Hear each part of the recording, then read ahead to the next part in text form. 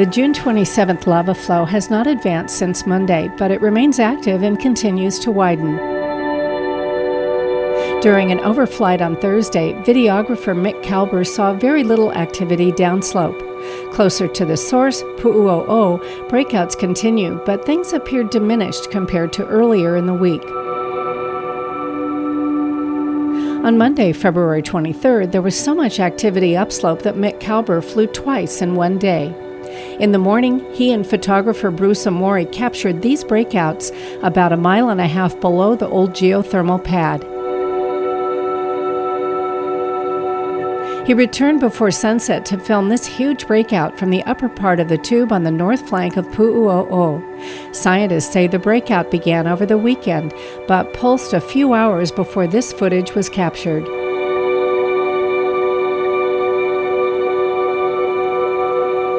Hopes were high that this event might signal a change in the flow down at the front, but that change never really materialized. Civil Defense has observed a continual supply of lava still making its way from the source to the downslope areas. Below the lava, in the town of Pahoa, life seems to be returning to normal, despite the constant volcanic threat. Stores that closed in anticipation of destruction are now reopening. Facilities that were impacted, like the transfer station, are being repaired. Community update meetings and media conference calls have been scaled back or canceled altogether. It's a stark contrast to the fear and apprehension that prevailed when the lava first approached the town. Things continue the way things are headed. It's gonna be tough. All seemed lost when the lava crossed Apa'a Street early in the morning on October 25th.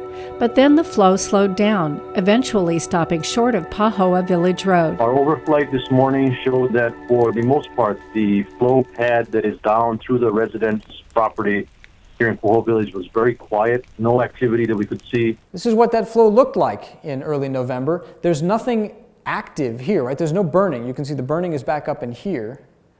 This is the private property it moved on to. Apa'a Street is back here. There's the transfer station. And a few months later, when another lobe of lava looked like it would cut off Highway 130 to the north, headed towards the marketplace, by mid-December, it was getting quite close. It also stalled out, a mere 550 yards away from the highway. Instead, we're seeing the same kinds of things we saw when this arm was active, that instead of pushing forward, it's starting to broaden itself. Scientists are wondering why. Why can't the lava find the strength to go beyond this invisible line, less than a mile from Puna's main arterial road? So we're really getting a lesson here in how these pahoehoe flows work. They surge forward, then they broaden, they inflate, they send out a new arm, that'll broaden, it inflates. It's not a really constant process. It's, if you're in the path of this, unfortunately, an extremely frustrating process, because it stops and starts constantly. Because it's behaving a little bit differently. This lava flow is a little bit strange compared to other lava flows we've seen. University of Hawaii at Hilo geologist Ken Hahn speculated on this during a recent talk story filmed by the National Park Service. I think that that's why we're seeing this weird behavior, is because these things just don't have enough lava to sustain themselves at this distance from the vent. Hahn has spent decades studying and filming the behavior of pahoehoe lava.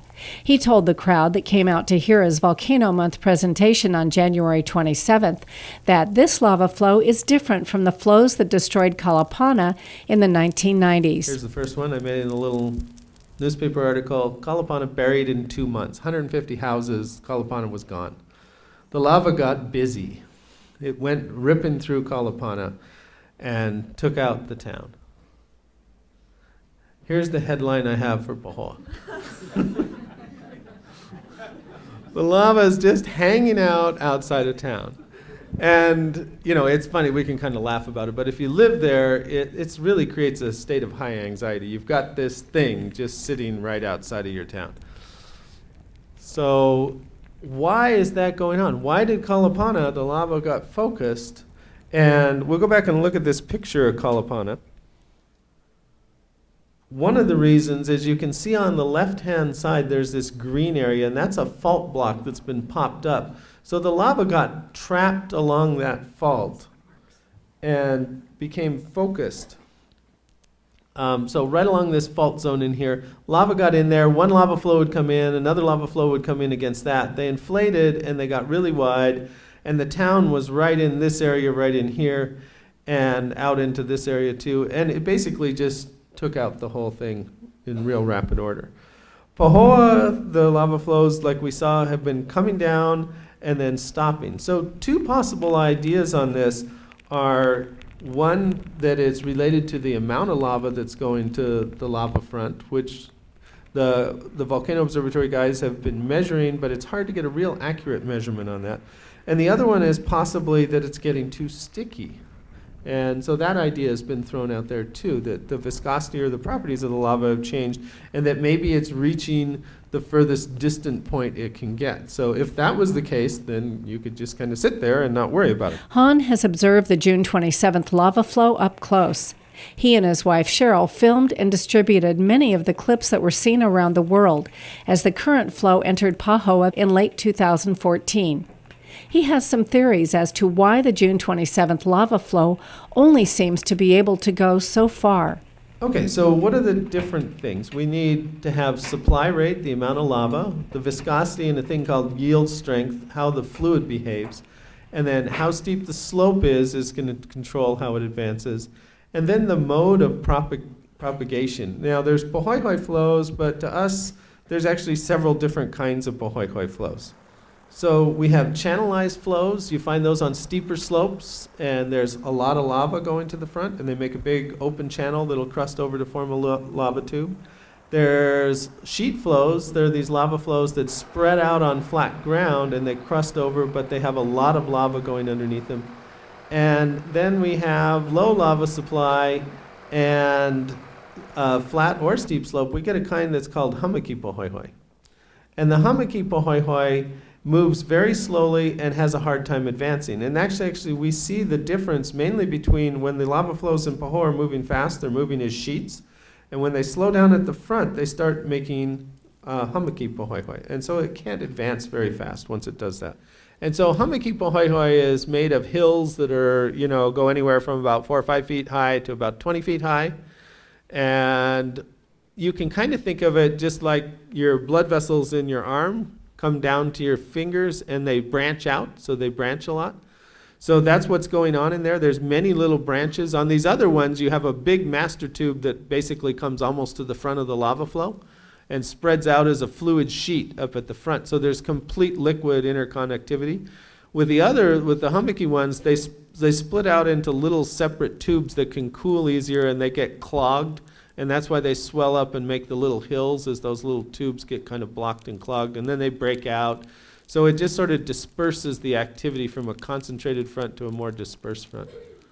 So here's a channelized flow above Pahoa. We've only had this one instance of channelizing of the flow in a slightly steeper spot, and that's when this flow was coming down, this current flow was coming down. Here's a sheet flow in Kalapana, these big flat flows, and these are the things that will inflate up to big flat plateaus that get up 20, 30 feet thick.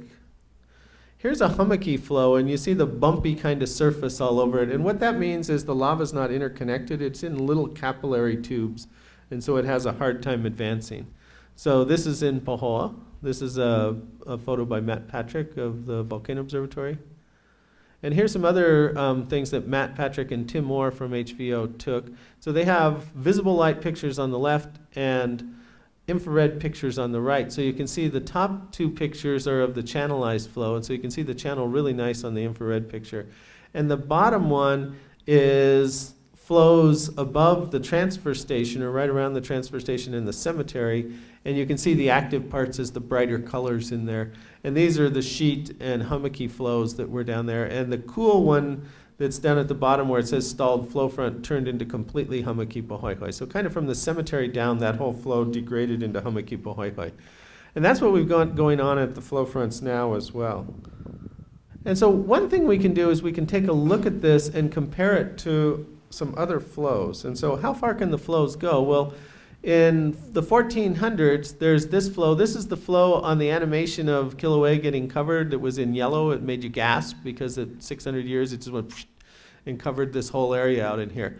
And these are the Isla outflows. They came from the area around Thurston Lava Tube in Kilauea Iki and went all the way down into the ocean in Paradise Park down here. So they covered this huge area. They didn't cover everything. They left some kapukas sticking out in here, but they went a long ways. And the longest lava tube in there is about 35 miles long. So they're big lava tubes. Pu'o'o is right about in this area, right in here. And so what we've got right now are lava flows that are going out a little over 10 miles out in this direction, like this, down towards Pahoa. So these flows have clearly gone a very long ways. And so what I did was collect some pieces of both flows from the same distance out in here by Pahoa. So I've got pieces of the Isla outflows and pieces of the current flow. And this is the Isla outflow. It's pretty typical looking Pahoehoe. And it's got little bubbles in it. Those bubbles are about 1/16 of an inch across, so that's what the skin. It's missing some of its skin because it's 600 years old. Here's a little piece of the glassy surface, and you can see it's smooth, and right on the outside the bubbles get stretched like this, but it's relatively smooth. It's what I'd call pettable lava. It's friendly. Okay, and the temperatures at this distance that were done by David Clegg, who wrote a paper on this lava flow, come out about 1145 degrees centigrade, which is nice Pahoehoe temperature. So here is the current lava flow in here, and you can see this stuff sticks up, and if you look at it in the microscope in here, it's got all these nasty ridges. And you can tell it's got these nasty ridges because if you pick it up with your bare hands, this lava will just slice you into ribbons. It's like picking up a big ball of razor blades. It's really nasty lava. And what that tells us is that this is much more viscous lava than the other lava. And it's about, the work we've done on it shows that at the toe of the flows, it's about 1135 degrees centigrade. This is the picture. Here's these lava flows. They come from the vent. They go on out into here, down around Pahoa. So they're much shorter, but they're much lower temperatures. These kind of temperatures weren't reached by the Isla outflows until they went in the ocean down there. And most of them went in the ocean at about 1140 degrees, which has been a pretty typical temperature for lava hitting the ocean during this eruption. So some things have been going on. The lava's been cooling. So here's a picture from Pu'o'o. This is lava that came right out of Pu'o'o, and this is lava from the toe of the flow.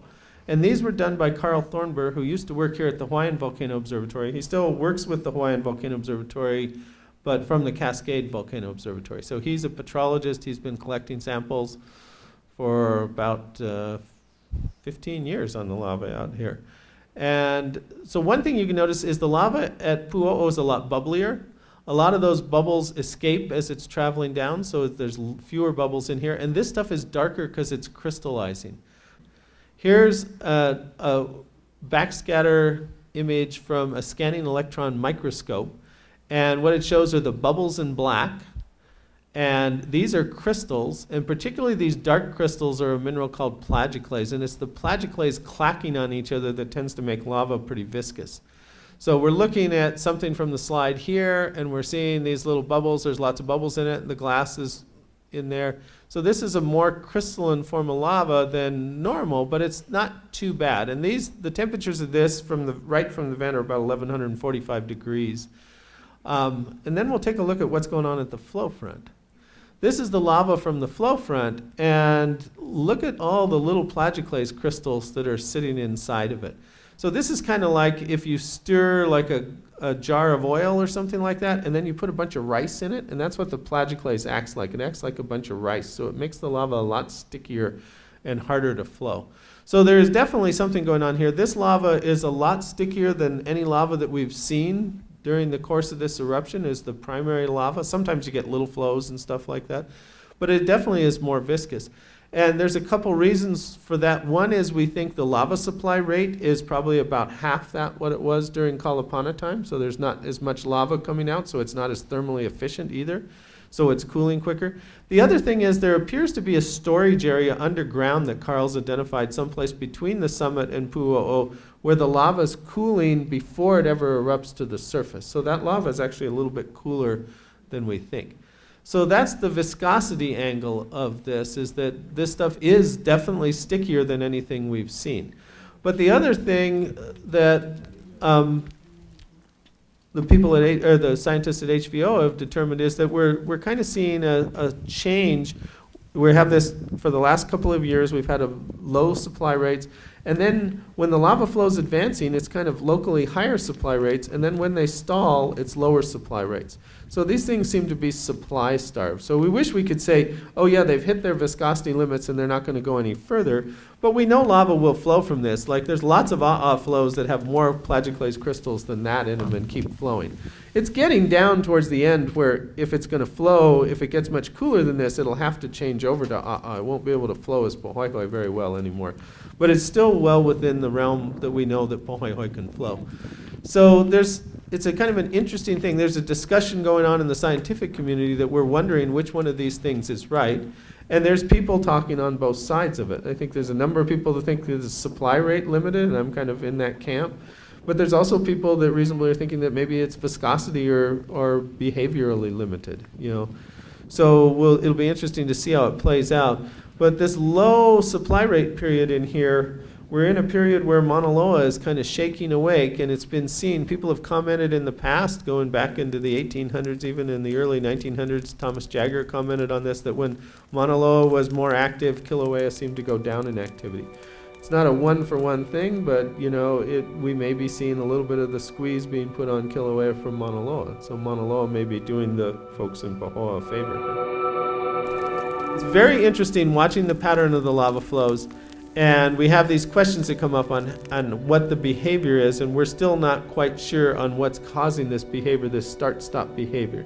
It's probably related to fluctuations in supply. You get below a minimum supply, and nobody's really figured out what that minimum is that it takes to cause one of these flows to advance. But we appear to be bumping up against the minimum amount of lava that it takes to make them advance. And instead of advancing, they just sit there and bleed at the edges and get wider.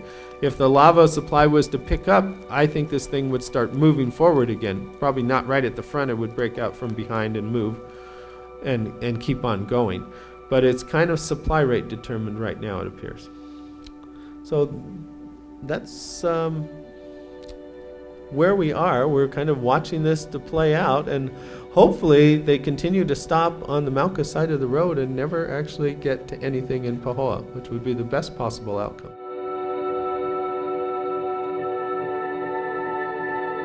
Only time will tell what the June 27th lava flow has in store for Puna. In the meantime, the Hawaii County Civil Defense Agency and Hawaiian Volcano Observatory are maintaining close observations of the flow and, as they say every day in a daily radio message to the community, they will keep us all informed of any changes in flow activity and advancement.